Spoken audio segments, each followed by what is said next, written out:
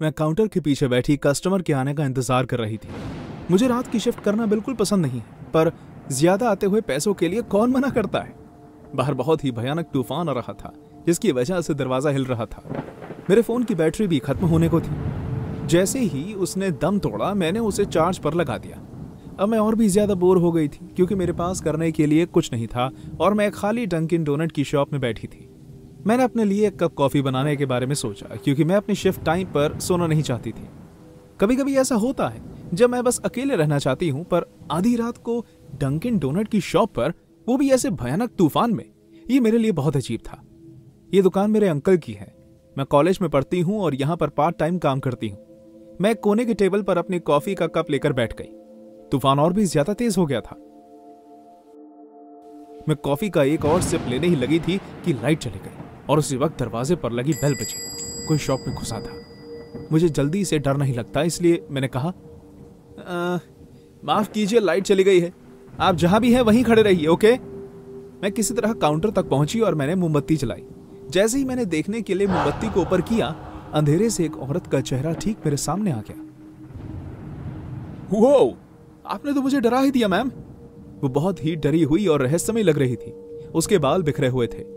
जो कपड़े उसने पहने हुए थे जगह जगह से फटे हुए थे और उसकी सफेद शर्ट पर खून के धब्बे थे। ओ माय गॉड, क्या हुआ आपको? क्या आपका कोई एक्सीडेंट हुआ है? तुम्हें मेरी मदद करनी होगी।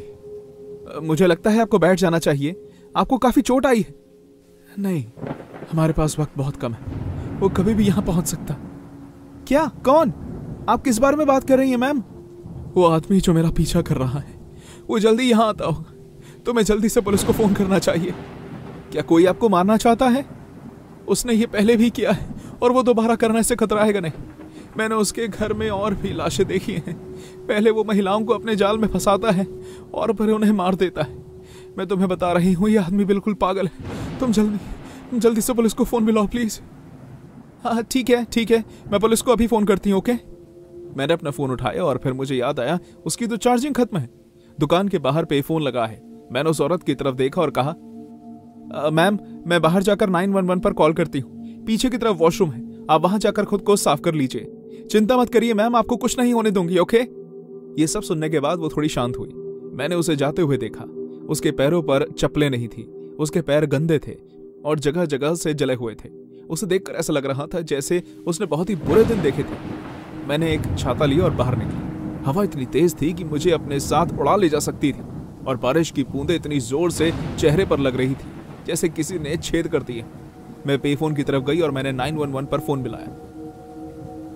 911, मैं आपकी क्या मदद कर सकती हूँ? हेलो, क्या आप मुझे सुन सकती हैं? जी हाँ मैम, बताइए। मैं हाईवे 14 पर स्थित डंकिन डोनट के एक आउटलेट से बात कर रही हूँ। मेरे पास एक कस्टमर आई हैं जो बुरी तरह जख्मी हैं। वो एक आदमी के बारे में बता रही हैं जो उनका पीछा कर रहा है और औरतों का कत्ल करता है। मैं बहुत डरी हुई हूँ। आपको जल्दी यहाँ पुलिस को भेजना होगा प्लीज। आप घबराइए मत मैम। क्या उस शॉप में आप दोनों अकेली हैं?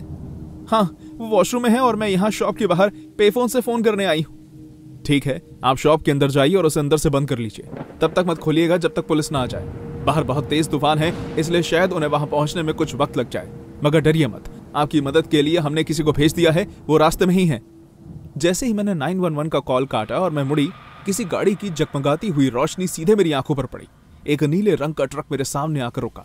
इससे पहले कि मैं ड्राइवर का चेहरा देख पाती, लाइट वापस आ गई और मैं शॉप के अंदर चली गई। मेरे अंकल हमेशा काउंटर के पीछे एक बेसबॉल बैट रखते थे। मैंने उसे अपने नजदीक रख लिया ताकि अगर मुझे उसकी जरूरत पड़े तो मैं उसका इस्तेमाल आसानी से कर सकूं। एक आदमी जिसकी उम्र तकरीबन 40 साल होगी शॉप के अंदर घुसा। उसका चेहरा अच्छे से शेव था और उसकी हरे रंग की आंखें थी। मैं किनारे पर बने वॉशरूम की तरफ देख सकती थी। वो औरत वहां से बाहर निकल रही थी, पर जैसे ही उसने इस आदमी को देखा वो फौरन अंदर छुप गई और कांपने लगी। हम दोनों की आंखें मिली और उसने इशारे से मुझे बताया कि यह वही आदमी है। तो ये वही आदमी था जिसके बारे में वो बात कर रही थी। मैं जानती थी कि पुलिस रास्ते में ही है और मुझे सिर्फ इतना करना था कि उस आदमी को उनके आने तक यहीं रोक कर रखना था। मैंने खुद को संभाला और जोश से कहा, डंकिन डोनट्स में आपका स्वागत है। क्या मैं आपका ऑर्डर जान सकती हूँ सर? काफी तेज तूफान है आज बाहर। नहीं? हाँ, शुक्र है लाइट वापस आ गई। आप क्या लेना चाहेंगे सर? चलो मैं तुमसे एक सवाल पूछता हूँ, क्या इस शॉप में अभी सिर्फ हम दोनों ही हैं? मुझे लगा कि शायद वो उस औरत को ढूंढ रहा है और जानना चाहता है कि वो यहाँ आई है या नहीं। हाँ, पर आप ये क्यों पूछ रहे हैं सर? कुछ नहीं, बस ऐसे ही। तो तुम्हारा नाम क्या है? उसका मेरी तरफ ऐसा व्यवहार देखकर मैं हैरान थी। ये सब फालतू के सवाल पूछते समय वो मुझे बहुत ही घटिया नजरों के साथ देख रहा था, पर मैंने अपना आपा नहीं खोया। सर, काफी देर हो चुकी है और मैं इस शॉप को बंद करने ही वाली थी, तो क्या आप प्लीज बताएंगे कि आप क्या ऑर्डर करना चाहते हैं?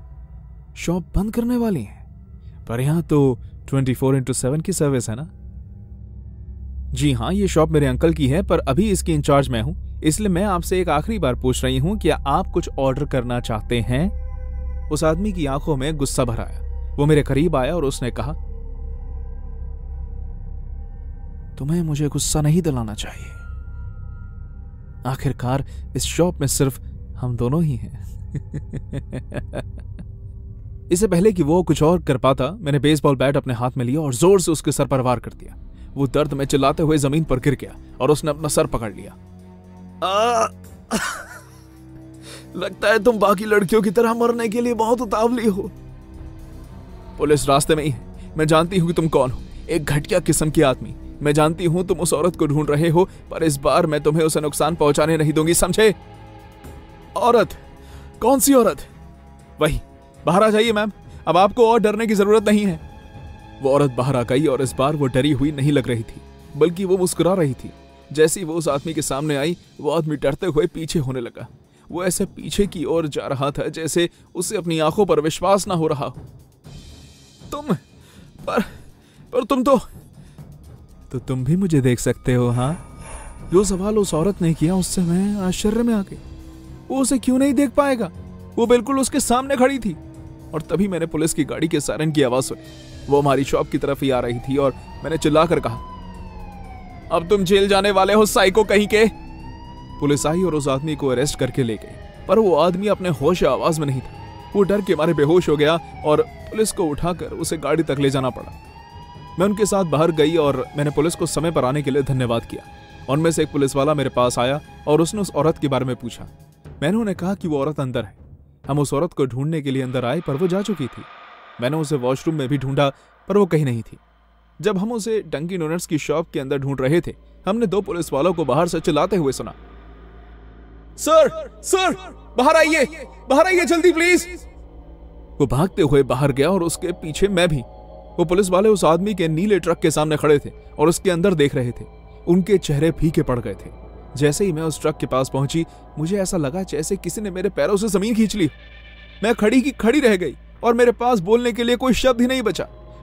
ट्रक के पीछे के हिस्से में एक औरत की लाश काले रंग के प्लास्टिक बैग में पड़ी थी। मुझे उसे पहचानने में कोई देर नहीं लगी। ये वही औरत थी जो लाइट जाने के फौरन बाद मेरी शॉप में आई थी। इस कहानी की गुत्थी सुलझी। उस आदमी का नाम मार्क था और वो एक सीरियल किलर था। वो घूमने आई औरतों को लिफ्ट देता और फिर उन्हें अगवा कर लेता। वो उन्हें अपने ट्रक के पीछे बने हिस्से में रखता। यहाँ वो उन्हें टॉर्चर करता और फिर मार देता था। पुलिस को उसी जगह पर 4 और बॉडीज मिली। उस रात वो अपने छठे शिकार को ढूंढने आया था और वो मैं थी। ये एक चमत्कार ही है कि आज मैं जिंदा हूं, पर जो बात आज भी मेरे रोंगटे खड़े कर देती है वो ये है कि उस आदमी का शिकार बनी मरी हुई उस लड़की उस रात मेरी जान बचाने के लिए आई। अब मुझे समझ आया कि उस लड़की ने ऐसा क्यों कहा, तुम भी मुझे देख सकते हो।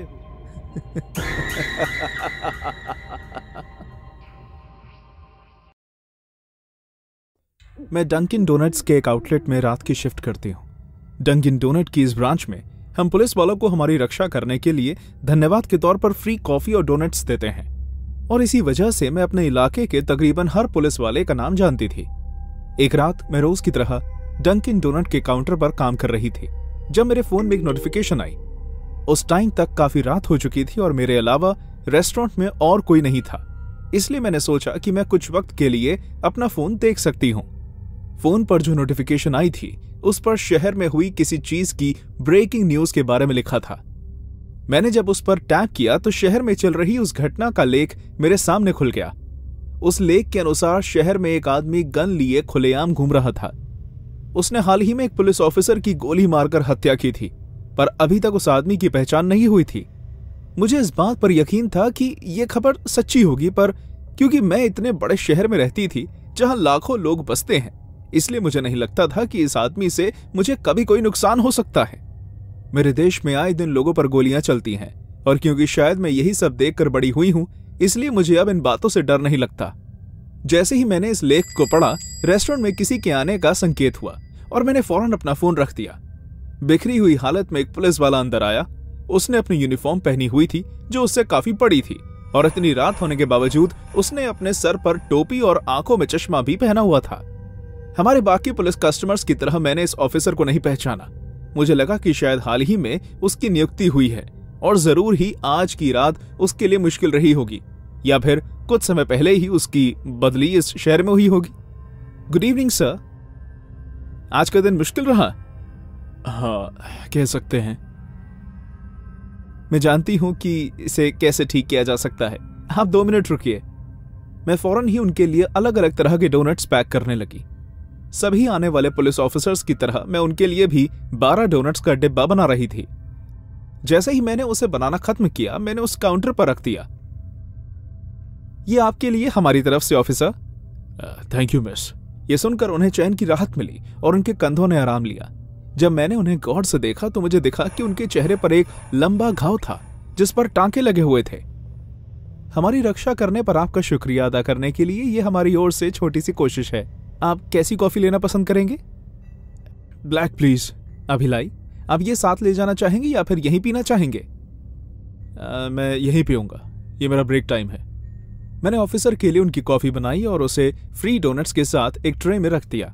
उन्होंने ट्रे उठाई और रेस्टोरेंट के एक दूर रखे टेबल की ओर जाकर अपना वक्त आराम से बिताने लगे।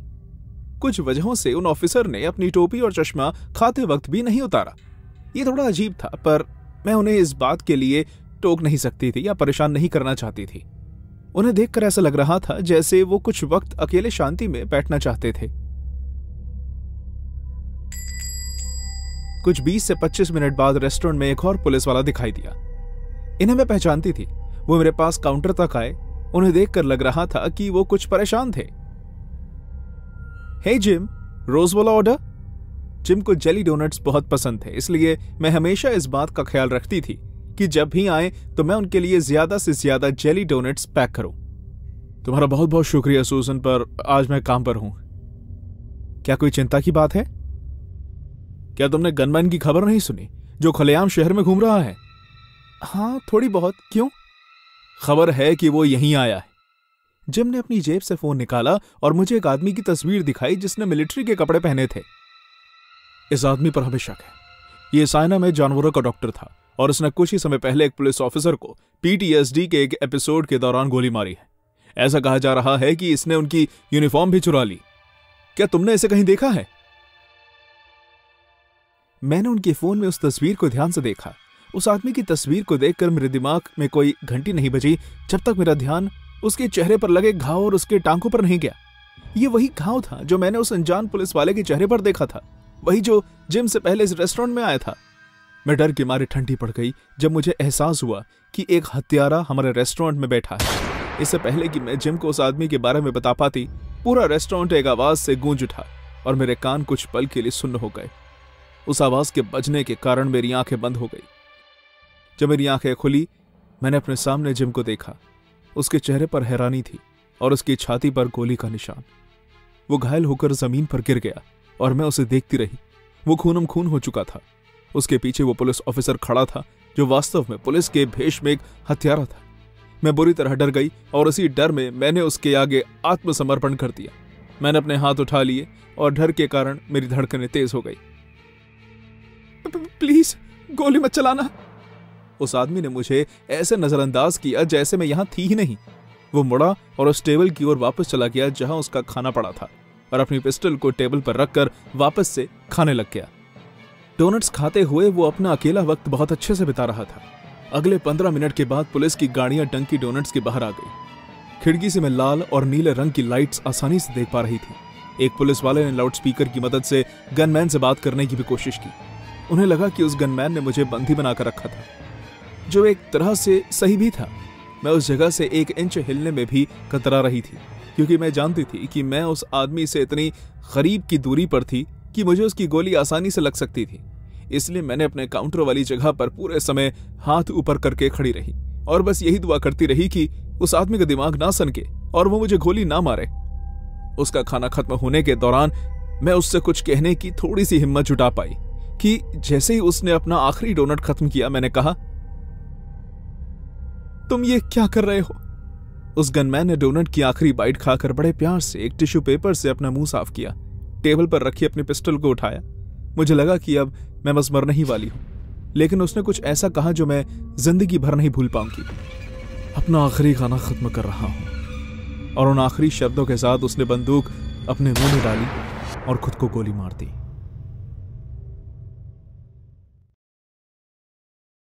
मैंने आज से पहले कभी यह कहानी किसी को नहीं सुनाई, क्योंकि इसे याद करके मैं बहुत ही परेशान हो जाता हूं। मेरी हिंदी कुछ ज्यादा अच्छी नहीं है, पर मैं अपनी तरफ से पूरी कोशिश करूंगा, इसलिए अगर मुझसे कोई गलती हो जाए तो मुझे माफ कीजिएगा।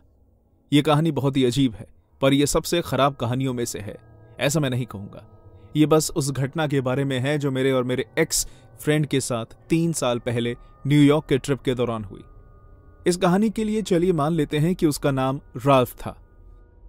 तो राल्फ और मैं एक दूसरे से पहली बार हमारे कॉलेज के पहले साल में मिले थे। वो कैलिफोर्निया से था और मैं जर्मनी। मैं ज्यादा लोगों से बात नहीं कर पाता, इसलिए वो मेरा इकलौता दोस्त था, पर इससे पहले हम कभी बाहर नहीं गए थे। तो ये हमारी पहली ट्रिप थी। हम हंसते खेलते बियर पीते हुए जा रहे थे और राल्फ गाड़ी चला रहा था। हाईवे खाली था, आसपास दूर दूर तक बस खेत ही खेत थे और ऊपर नीला आसमान। वो गर्मियों का वक्त था और शाम के 5 बज रहे थे, इसलिए काफी रोशनी थी। पर आधा घंटा और आगे चलने पर काले बादलों ने पूरे आसमान को घेर लिया। हर तरफ अंधेरा छा गया और बिजली चमकने लगी। कुछ ही मिनटों में तेज बारिश शुरू हो गई। खिड़की के बाहर का नजारा फौरन ही धुंधला हो गया। बाहर सड़क पर देखना बहुत ही मुश्किल हो गया था। भाई, मैं ऐसे गाड़ी नहीं चला पाऊंगा, हमें रुकना पड़ेगा। ऐसा कहकर उसने गाड़ी को धीरे करके सड़क के किनारे पर रोक दिया। हमने गाड़ी के अंदर बैठकर ही बारिश के रुकने का इंतजार किया। वाइपर्स की लगातार आती आवाज से अब मुझे चिढ़ मचने लगी। क्या भाई, अपनी शक्ल तो देख। बेकार मजाक था यार। खैर, हम हैं कहाँ? मुझे नहीं पता, यहाँ नेटवर्क ही नहीं। मुझे बाहर निकलकर देखना पड़ेगा। थोड़ी बारिश कम होने दे। क्या बेकार मौसम है यार।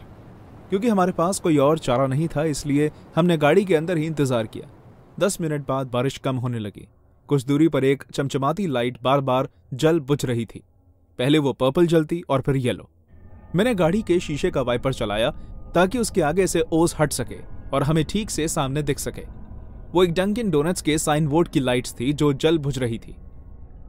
शुक्र है। मुझे बहुत भूख लगी थी भाई, चल अंदर चलते हैं। मैं ये देखकर खुश था कि कम से कम हमारे पास वो रात बिताने के लिए सर पर एक छत थी, क्योंकि रात के समय सही रास्ता खोजने में हमें बहुत मुश्किल होती। और मुझे इतना तो यकीन था कि हम भटक गए थे। हम गाड़ी से उतरे।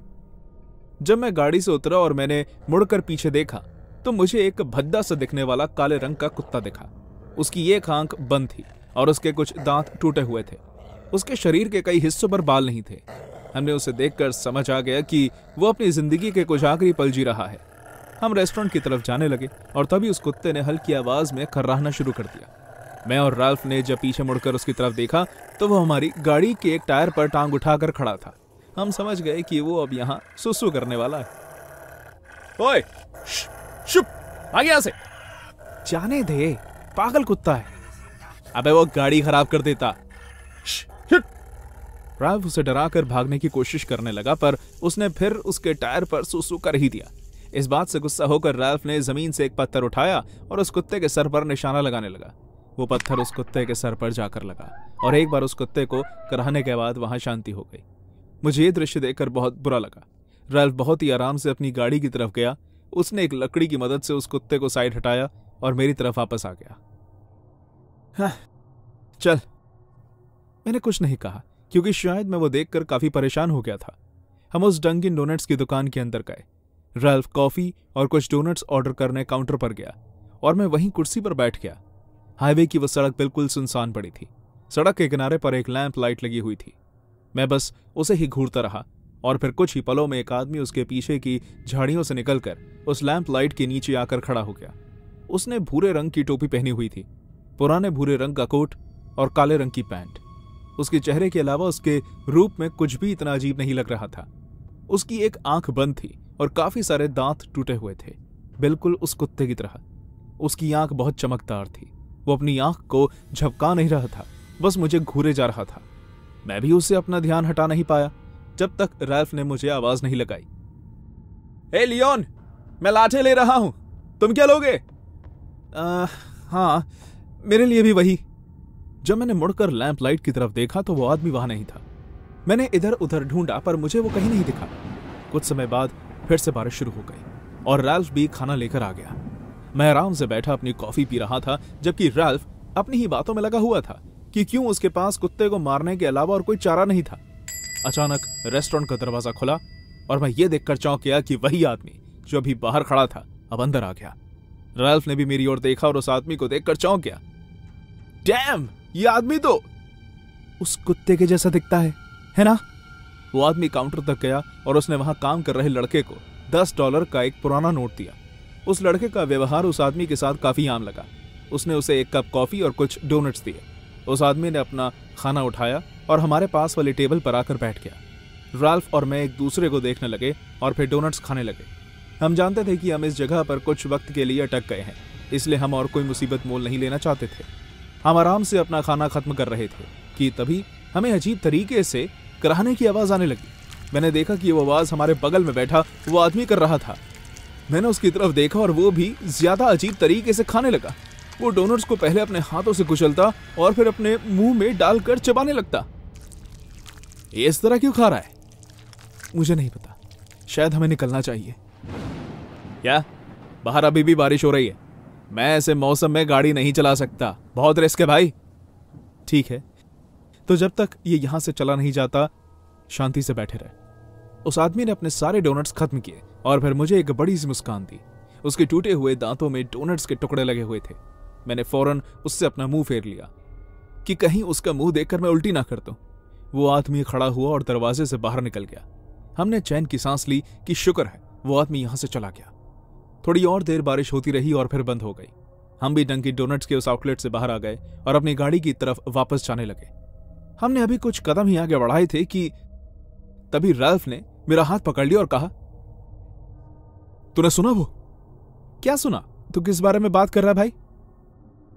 शांत, सुन। मैंने ध्यान से सुना और फिर मुझे सुनाई दिया। कोई इस अंधेरे में झाड़ियों के पीछे से हम पर गुर्रा रहा था। हमने अपनी रफ्तार बढ़ाई और तेजी से गाड़ी की ओर चलने लगे।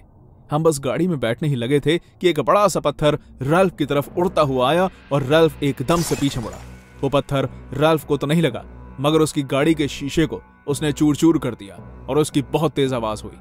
आवाज सुनकर डंकिन डोनट में काम कर रहा लड़का बाहर आ गया। हम 1 इंच भी वहां से नहीं हिले क्योंकि हमने ऐसा कुछ भी होने का अनुमान नहीं किया था।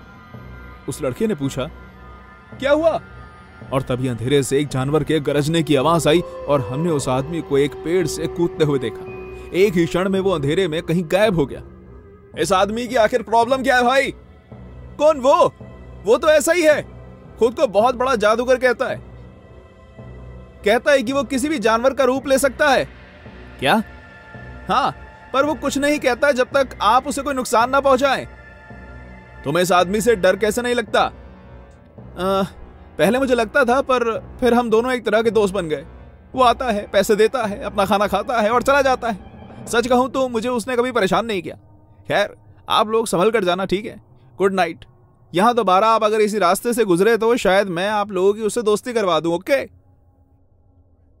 वो लड़का फिर अपनी शॉप में वापस चला गया और उसकी बात सुनकर हम दोनों हैरान रह गए। दोस्त? ऐसे पागल बेघर आदमी का दोस्त कौन बनना चाहेगा? वो एक साइको लगता है। रैल्फ और मैं अब एक दूसरे से बात नहीं करते, पर पिछले साल मैंने एक बहुत ही अजीब सी खबर अखबार में पढ़ी। वो खबर एक बेघर आदमी की थी जिसने एक डंकिन डोनट में काम कर रहे लड़के की उसी की शॉप में हत्या कर दी। वो लड़का 22 साल का था और कहा जाता है कि पिछले 1 साल से वहां काम कर रहा था। पुलिस उस आदमी को नहीं ढूंढ पाई, उन्हें बस उसकी सीसीटीवी फुटेज मिली। उस फुटेज में उस आदमी को शॉप के अंदर जाता हुआ देखा जा सकता है और यहां तक कि वो उस लड़के का गला दबा रहा है और साथ साथ कैमरे में भी देख रहा है। आसपास के लोगों का कहना है कि वो एक बेघर आदमी है जो रात के समय हाईवे पर घूमता है। कुछ लोगों को वो ये भी कहता है कि वो एक बहुत ही मशहूर जादूगर है। वो ये भी कहता है कि उसके अंदर एक बहुत ही विचित्र शक्ति है जिससे वो खुद को किसी भी जानवर के रूप में डाल सकता है, अक्सर एक काले रंग के कुत्ते में। पुलिस को विश्वास है कि आदमी एक साइको किलर से ज्यादा और कुछ नहीं है जो ऐसे बेकार कहानियां बनाकर खुद को बचाने की कोशिश कर रहा है, पर वो उसे जल्द ही पकड़ लेंगे और जेल में डाल देंगे। आपको क्या लगता है, क्या वो एक कुत्ता था या आदमी, या फिर कोई ऐसा जो खुद को दोनों में बदल सकता है?